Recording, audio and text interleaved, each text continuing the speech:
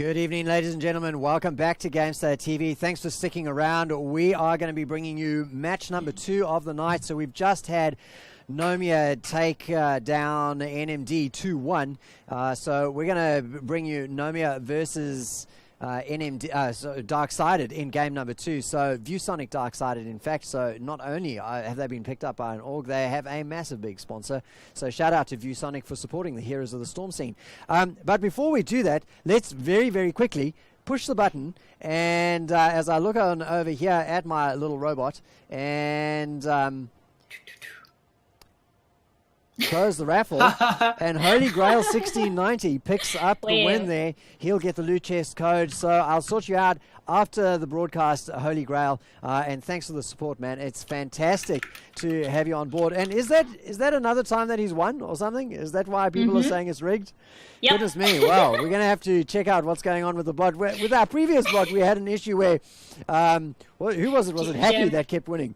So Hacky and Jim Jam. Jim Jam, yeah. So we'll just have to sort of do a couple of knocks on the side of it and see if we can pick up another winner. Now, we'll open another one when the match starts, ladies and gentlemen, so don't worry. You'll get another chance to enter it.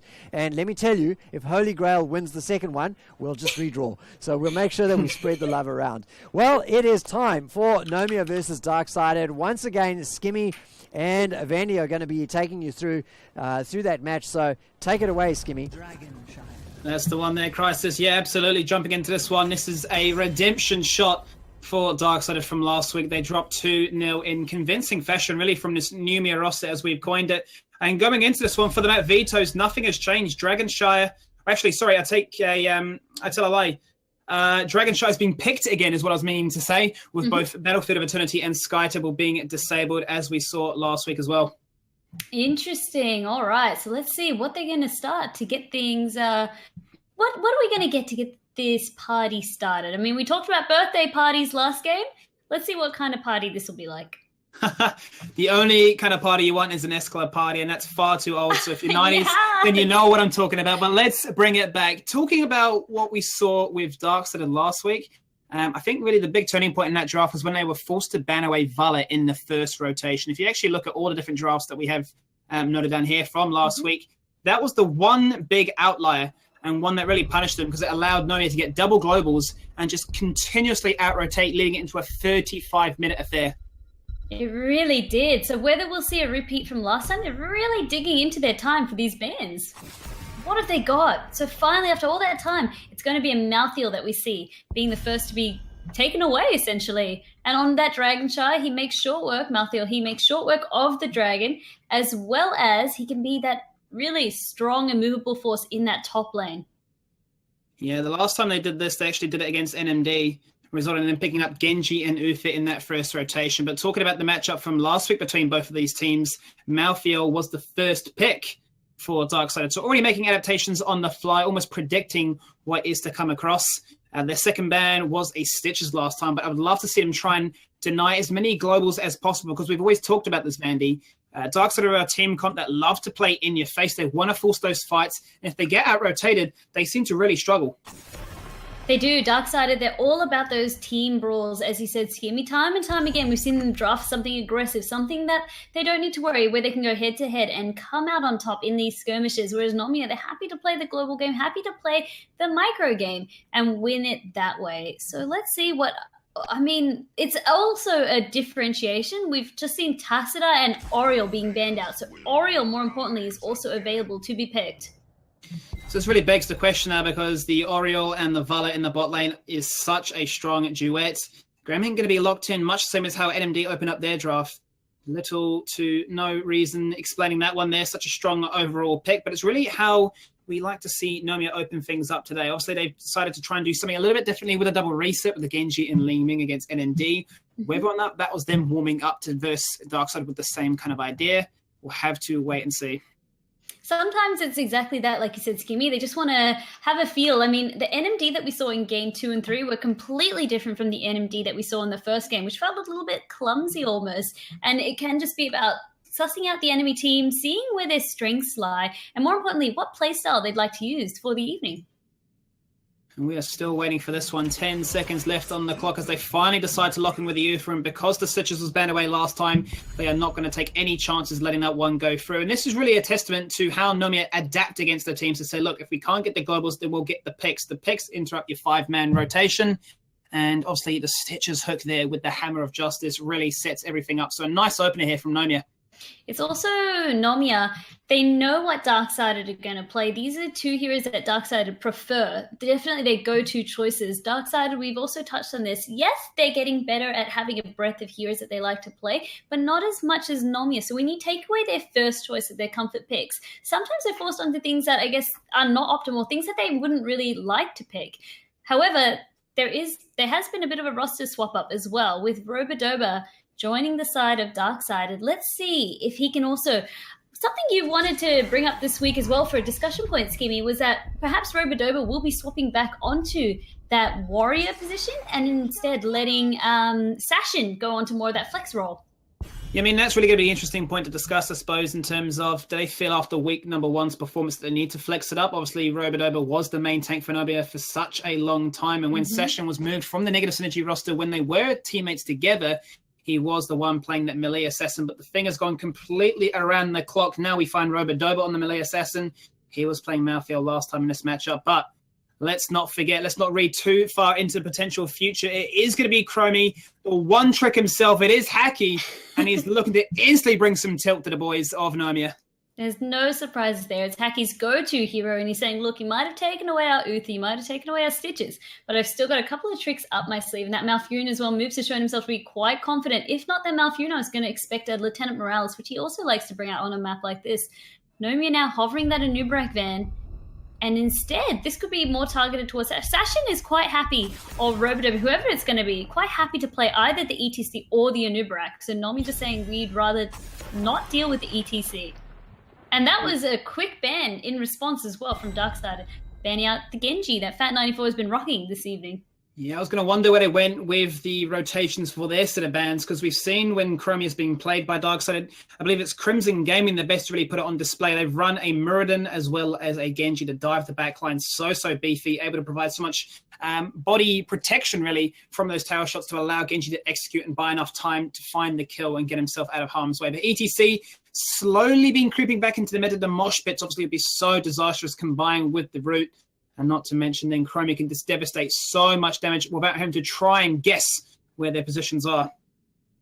It is, I mean, on the side of Nomia now, when you do see that Chromie, it's very important to make sure that you do have something that can put pressure on her. We cannot leave that Chromie unchecked. And I mean, that was almost Nomia's downfall last season. We saw they were just not paying any respect to that Chromie, just letting Hacky get those long-range shots, deal the damage, and really snipe them out.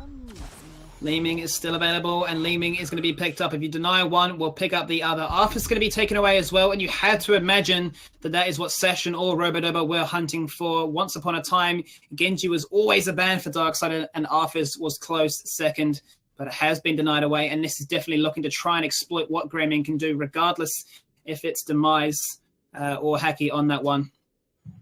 With that Arthas as well, look at how tanky the front line of Nomia has just gotten as well with that addition. So Li Ming has just got a barrier of things and obstacles almost that Darkseid need to get through. So the Greymane really will have his job cut out for him. It's once again that Chromie that I'm worried about. But if Chromie cannot hit the Li Ming, she can be quite mobile. Who's she going to kill? There's just not enough burst damage surely to get out Stitches and Arthas in one combo. So, I mean, there's the potential for magic armor on all three members except for the Uther right now to try and live through what Chromie can bring. One thing I forgot to actually mention as well there, Vandy, was the Arthur's Howling Blast can follow up the hook as well. So there is that insurance policy or that follow-up to the stun coming out of Uther. But Muradin is going to be locked on in, and same with Leoric. It's all about control, locking members in place, and this seems to be another variation of what we come to know with the Leoric here. They got the Greymane and the Entomb, and now they're going to have a root on top of everything. Darksided do not want to be outdone. Instead, they say, you think that's a tanky front line? We're going to respond right back with one of our own. Leoric being that great solo laner. He'll probably go in the top lane. And this way as well, there's no questions about whether it's going to be Robodoba or Sashin. They can each play a warrior. Yeah, it's going to be interesting to see how they decide to flex things out here. If anything has changed as a result of last week, but it's now down to this. 28 seconds on the clock and one final pick for Nomia. You'd imagine it is another DPS. They are going to rest on their laurels and say, we can't afford to fit Dahaka into this one. So what is the next best option? With Genji being taken away, we can quite comfortably lock in Falstead. And I mean, that was a repeat of Ben's performance on that Fausto Fan 94's performance last week, where he was utilizing that global to the best of his ability and really using the flight to the best of its ability as well to get those picks, get the rotations happening, and really open up a lot of the map. Well, here we go, guys. Game number 2 of the night. This one here to decide who gets first seed and who gets second. Both automatically birthed into next week's competition. But arguably, these are the 2 hottest teams in ANZ right now. The rivalry that has spawned for many seasons was starting to heat up last week. Also, last week. It was heating up last week, but before then, last season. Now coming through to season 4, where it really is anyone's game with all the roster changes and all the roster swaps. Almost had me worried for a minute there. I mean, I can't math, you can't seem to count. What's going on, Skimmy? You know, I've got a bit of goldfish memory. Don't ask us to do anything with numbers or dates. That's all I've got to say.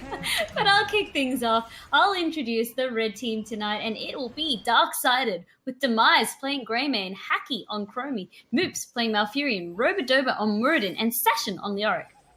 And on the left-hand side in the blue, it's Jim Jam playing at Li Ming, and Penta Unleash on Stitches, Fat 94 on Falstead, Vanilla on Uther, and Ryumak on the Arthas. And straight away, you can just see just the love coming out of Demise, one of the most pleasant people in the ANZ scene, just saying, you know, you're a bunch of good people, and GLHF. That's lovely to see. A little bit of that sportsmanship coming out. And, I mean, we often meme about ANZ and their beast and stuff, but everyone really does love each other.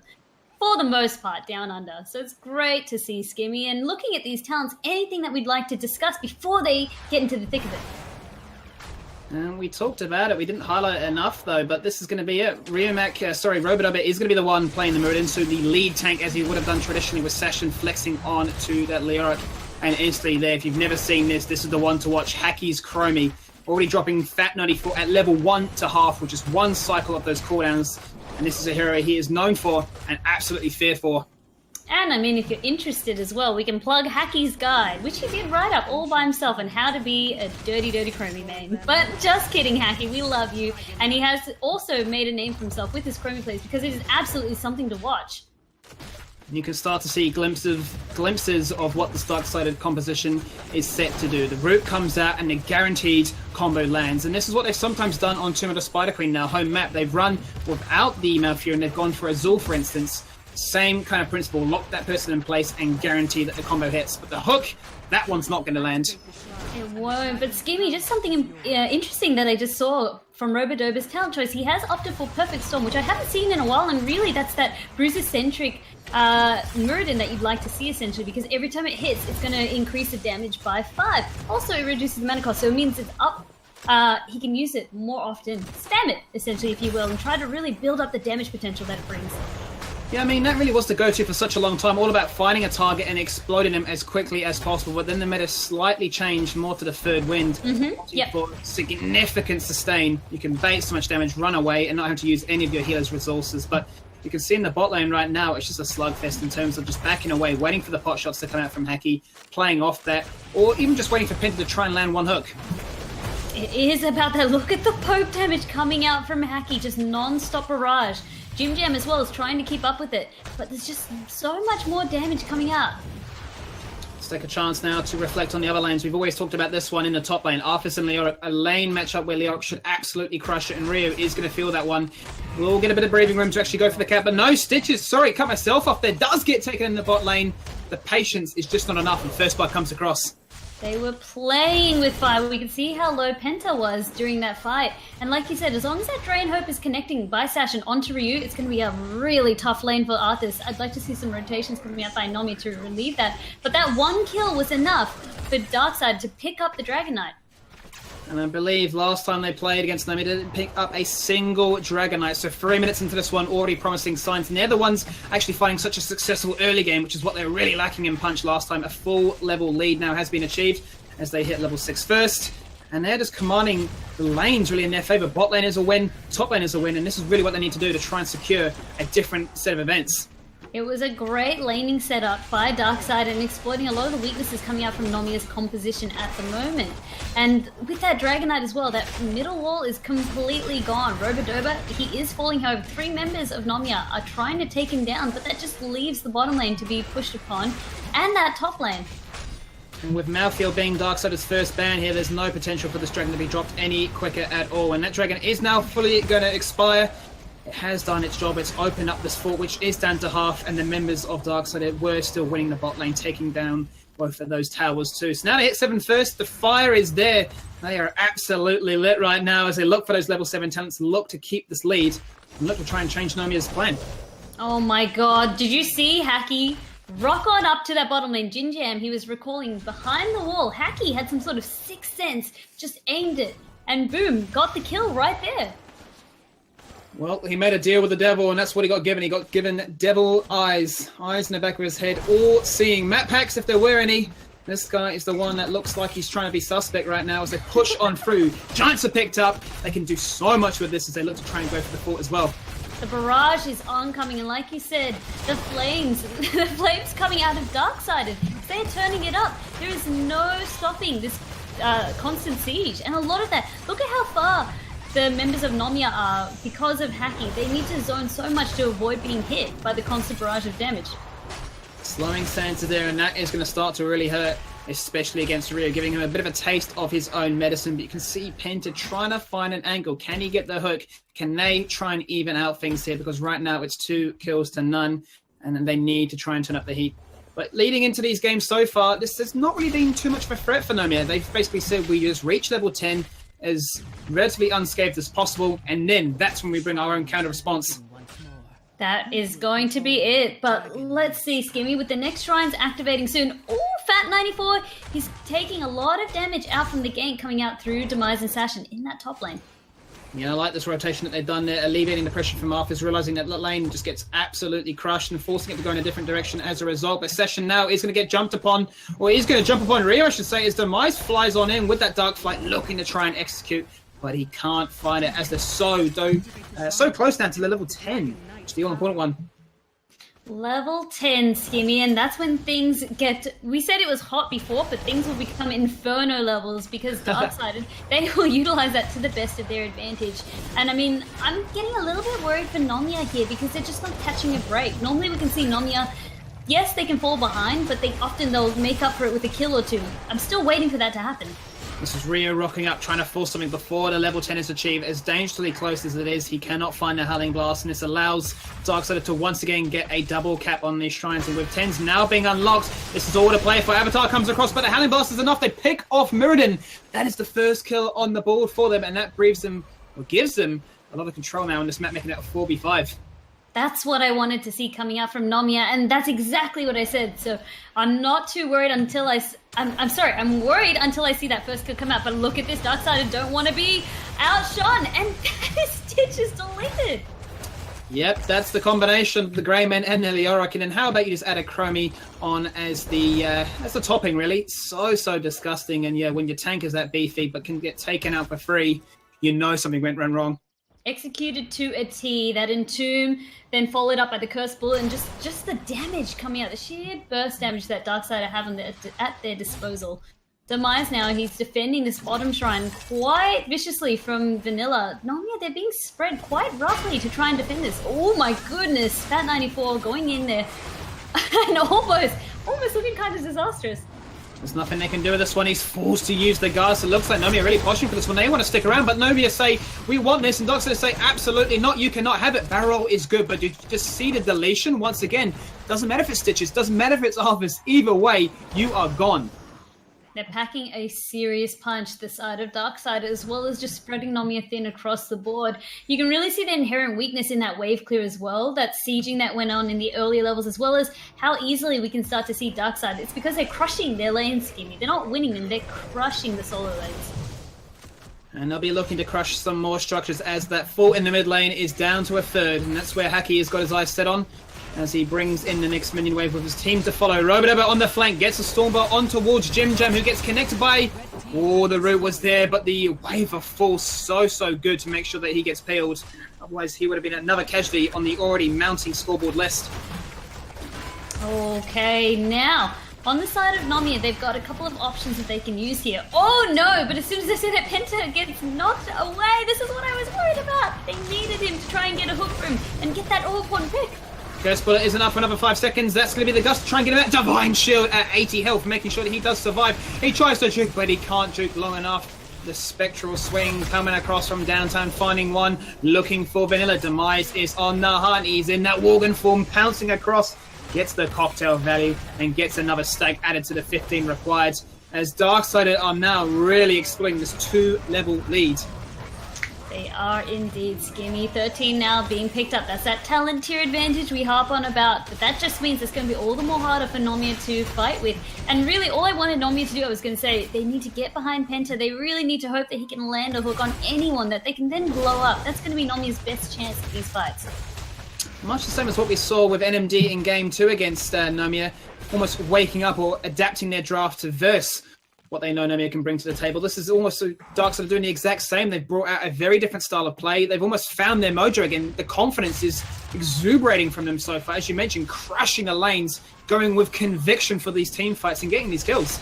Funnily enough as well, it's almost like Darkseid, they're trying to make a point as well, because Nomia did manage to slip the win last week quite convincingly, finally in the end, because they explored the globals this time. We can see Darkseid, as he said, Skimmy, they've learned from their mistakes. It's completely different. They're not letting Nomia catch their breath, not even for a moment.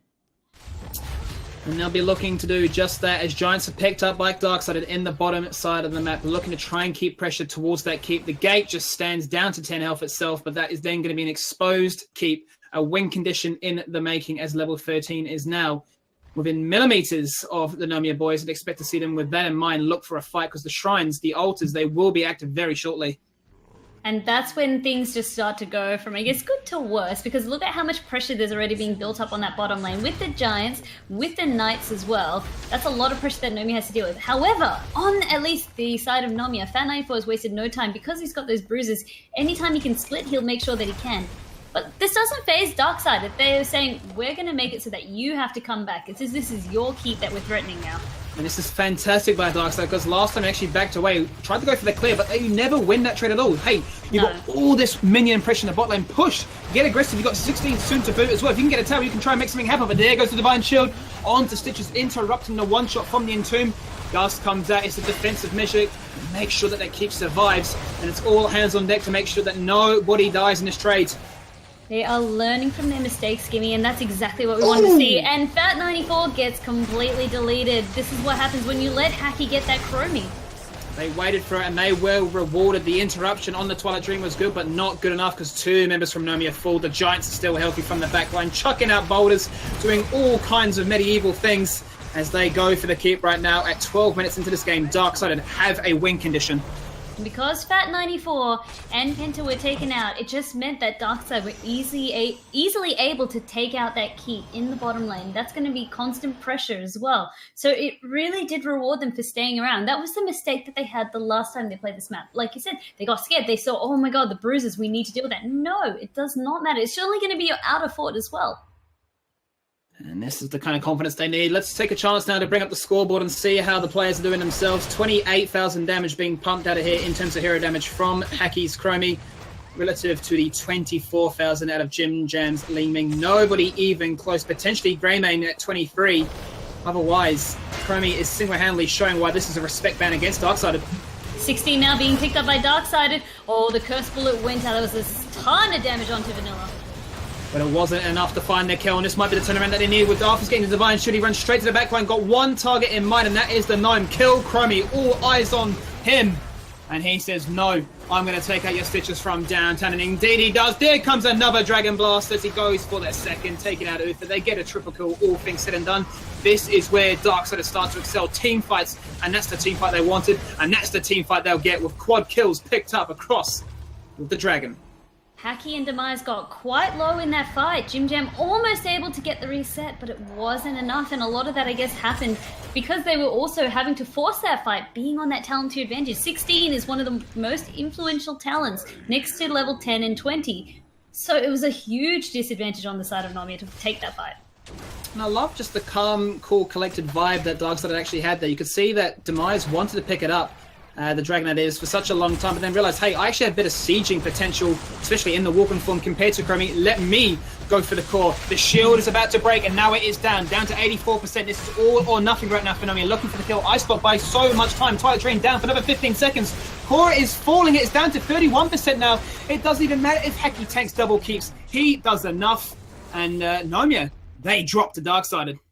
And the game time itself that they won with was 1337 or leet, if you're going to be nerd speak. So Darksided, they're back with a vengeance to take this one from Nomia. A lot of where Nomia went wrong was that they were getting crushed in their lanes, and a lot of the reason why was just the pressure. It was also the matchup. Darksided drafted smart so that they knew that this counters this counters this, but as well as the fact that they didn't allow Nomia to get rewarded for having those rotations, for swapping up the lanes.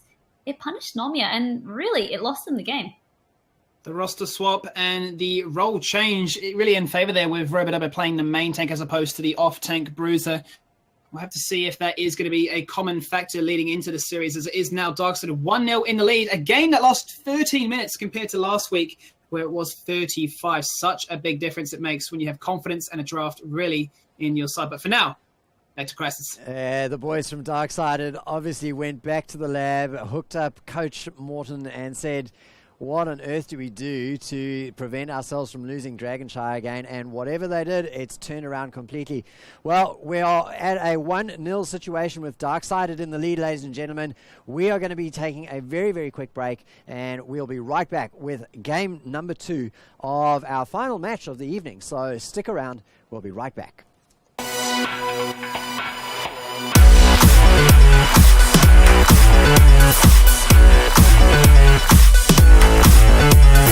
Sweaty.